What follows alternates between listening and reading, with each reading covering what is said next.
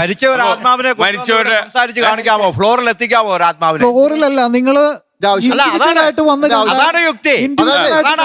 തെളിവുകൾ തരാം, തെളിവുകള് അതിന്റെ റെക്കോർഡിംഗ് അടക്കം. ആവശ്യം എന്താ? മരിച്ച ഒരാളെ ഫ്ലോറിൽ എത്തിക്കണം. മരിച്ച ആത്മാവിനെ എത്തിച്ച് കാണിക്കണം. എന്തിന്?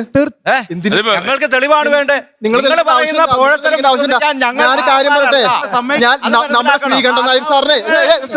പൊതുസമൂഹത്തെ എവിടെ വായു എയറുണ്ടോ? കണ്ടോ? ആ എയറുണ്ട്. എങ്ങനെയായിരുന്നു? തെളിയിക്കൂ. വായുവിനെ ഇവിടെ കൊണ്ടോ? ശാസ്ത്രനാമം താങ്കളൊന്ന് പറഞ്ഞേ. ശാസ്ത്രനാമം പറഞ്ഞു. അദ്ദേഹം പറഞ്ഞ ഒരു കാര്യം മരിച്ച ആത്മാവിനോട് അദ്ദേഹം സംസാരിച്ചിട്ടുണ്ട്. അങ്ങനെ ഉണ്ടെങ്കിൽ ആത്മാവിനെ കൊണ്ടുവന്ന് നിങ്ങൾ പരസ്പരം ഒന്ന് സംസാരിച്ച് കാണിച്ച്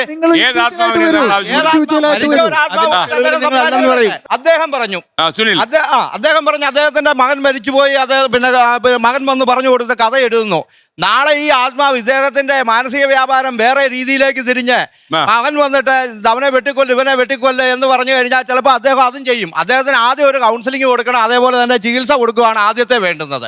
അദ്ദേഹത്തിന്റെ അല്ല, ഇദ്ദേഹത്തിന്റെ തടി വീണെങ്കിൽ ഏതെങ്കിലും ഡോക്ടർ തെളിയിച്ചോ അദ്ദേഹത്തിന്റെ മരണം അത് തടി വീണ് അദ്ദേഹത്തിന്റെ കിളി പോയതാ, അല്ലാതെ മറ്റൊന്നും അല്ല.